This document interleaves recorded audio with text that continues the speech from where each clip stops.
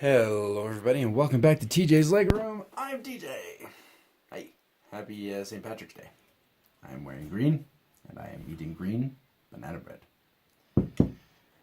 Today, we're going to be discussing one of my bigger mocs, one of my tallest, actually. This is the Avengers Tower. I built this back when I was doing displays for the Utah Lego Users Group for Comic-Con and other such events, and I would have it set up with different characters depending on the different phases as they came out. So during phase 1 I had the Chitauri out, big army of Chitauri. During phase 2 I had a ton of Ultrons that I had out. But in both of those displays the Avengers Tower was always the center of the entire thing, along with the big Avengers logo that was on the bottom that I really enjoyed. So today we're going to be looking at this as well as my complete Iron Man minifigure collection, at least until Endgame comes out, because one of those sets comes with 4 new Iron Man suits. But I wanted to get this out there because the really big project that I've been working on is actually going to be requiring me to take apart this entire thing because I need parts. And I has not enough parts. Alright, so let's get into it. So as we go ahead and zoom over here, take a look. So up here, there's Veronica on the back there. The top 3 levels. This is a 5-story thing, if you don't count the top, which I don't count the top. But the top 3 levels here are pretty much standard from the original Avengers Tower set.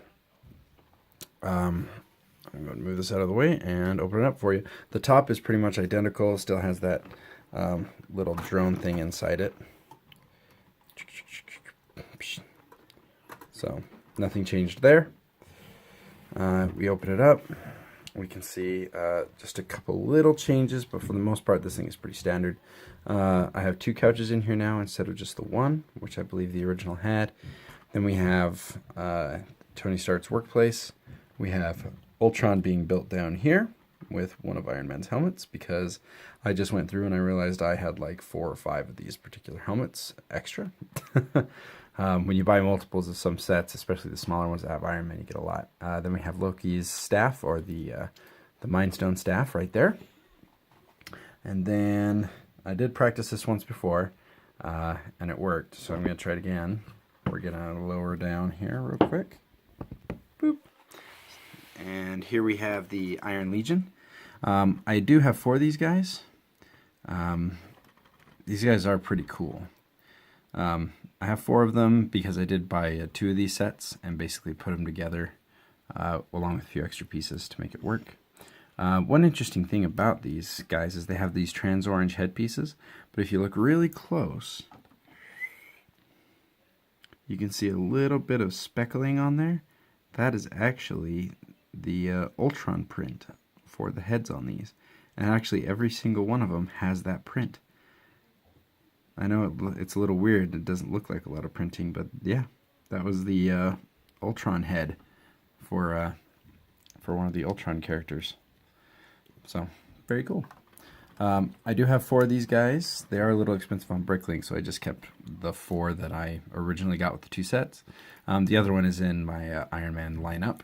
We'll see in a minute. And then over here we have the little med bay, and then we get to the bottom, and that's where the really fun part starts, because that's where we get to look at my new sections. So right here we have a little mini Hall of Armors. I think we've got there the Mark 42, I can't remember what the other ones are. I know there's a 42 in there, a 45, and a 43, I think. All up in there. Pretty nice. Some of the different suits, and then I actually used the same technique along the bottom that I used in the Tony Stark workshop above. The only thing I did a little bit different is these little flag pieces are connected on by little robot arms and then attached to these little pieces here, just to get them close to it and make it kind of fun. Then down here, this is one of my favorite parts. This is the Hall of Armor. Sorry, not Hall of Armors. This is the Armory. So we've got Hawkeye's bow, Cap's shield, and 6 of those shield pistols. I really liked designing this little section. I always like display sections inside things, so I really like the Hall of Armors, the new Iron Man Workshop Hall of Armors that's coming out for Endgame. It's just awesome, and this was a lot of fun to put together, and I really enjoyed it. So, yeah. Then we come over here, and we just have two big energy binders kind of deals, energy reactors. I actually ran out of time before the first time I was displaying this, and I had to fill that section really quick, and I decided I was just going to make a giant double-decker energy coupler thing. So there I did. So, not too much. Nothing too fancy on this thing. The whole thing is actually hinged, so it all closes together quite easily and quickly. When I built it for the displays at the bottom, I only connected it by a few studs so that during the events I could pick the whole thing up and open it and show it to people. So everything inside is actually very sturdy, you know, and it holds together pretty well, which is kind of hard to do sometimes when you're looking at larger mocs. But buildings seem to hold together pretty well, and I was pretty happy with it. Obviously, the shaping isn't perfect, but if you're thinking, hey, this is two sets put together, it's not too bad. Not too bad at all. All right, now for the real fun part. We're going to go through all the different Iron Man suits. Hooray! Everybody's excited for that, right? And I actually did a little bit of research before this, and I can actually tell you what each of the suits are, which should be fun. All right. So up first on the left here, we have the Mark V. Haha, snuck it in. So this is you or Dummy, I can't remember which one. But he is carrying the briefcase used in Iron Man 2. And we're actually going to get the minifigure for the Mark V suit, which builds up around him at the Monaco Grand Prix. But yeah, numerically, that is the first suit in the lineup, is the Mark V, because the next one that we get from the first Avengers movie is the Mark VI, right here. This was the suit that he made in Iron Man 2 and used at the beginning of the Avengers. And then the Mark VII is the suit that actually flies out and builds around Tony Stark using those bracelets. Then in Iron Man 3, we got the Silver Centurion. And then, oh, sorry, that's Heartbreaker. First one is Heartbreaker. This guy's Heartbreaker. Silver Centurion is next to him. Heartbreaker's Mark 17. Silver Centurion is the Mark 33. And then this is my own mock version of the Red Snapper, which was a Mark 35, which is pretty fun. We have the Hammerhead, which is Mark 37, the underwater Iron Man suit. Later on, all the suits are able to go underwater. Heck, I even think in the first Avengers movie, he was underwater at the very beginning of it. So, not really sure why he would need a specifically underwater suit. Maybe it was just a little better suited. No pun intended. All right, then we have the Mark 39, the Gemini or Star Boost, depending on where you look that up. One of my favorite Iron Man suits is this white Star Boost one. It's so cool. Then we have the Mark 42. That's the one in Iron Man 3 that he uses a lot, that can completely separate and build itself onto him, which is pretty cool. And it's pretty cool because he used that idea on the Hulkbusters later to build it up, which is pretty cool. All right, then we have the Mark 43, which is one that he uses at the beginning of Age of Ultron. Yep, beginning of Age of Ultron. He's using this suit to run around in. And then we have the Mark 44, whoosh, right there. Mark 44 is the Hulkbuster. So there you go. Then we go back to Mark 45, right here. Oh, right here. At the end of Age of Ultron, he was using that suit because his first one got trashed. This was his Ultron battle suit. And then we go here to the Mark 46, which is just the next one in line. I don't even remember which movie it was from. if it was from a movie. But that's what it is. But then this one, the Mark 47, looks almost identical as the 46, but it's just got a lot more silver, and that's the Spider-Man Homecoming version. Then, of course, we have the Mark 50 from Infinity War, and then the Ultimate Mark 50. Oh, sorry. Got some War Machines in there. And the Ultimate Mark 50 from the big Thanos battle in that set. I felt like it needs a double inclusion because you have the regular version, and then you have the Ultimate, like, tricked out version of it as well. And then, of course, as a couple other Iron Man suits, we have the Iron Legion and the Iron Skull.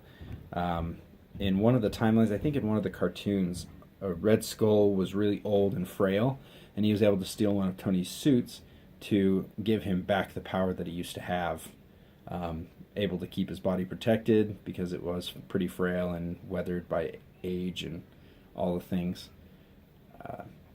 So he stole a suit, and now he has one, which I think is pretty cool. I think it's a neat suit. Now, the second Hulkbuster from Infinity War, there's some speculation that it might be the Mark 49. So the first Hulkbuster was the 44 from Age of Ultron, but then Infinity War was possibly number 49. But that's not official. It's just on the Wikipedia page and a couple of forums that I visited reading about some speculation. So that's that.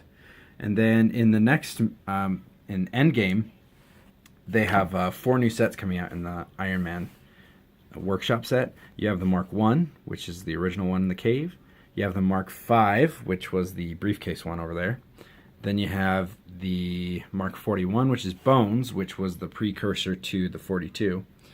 And then you have just another Mark 50, so it's just going to be the same one as the Infinity War guys. So I think that was a mistake. I really wish they would have had a new suit for him in there, but oh well.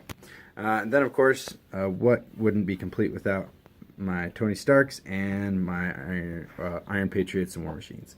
So we have the first War Machine they released, an Iron Patriot, the Civil War War Machine, and the Infinity War War Machine.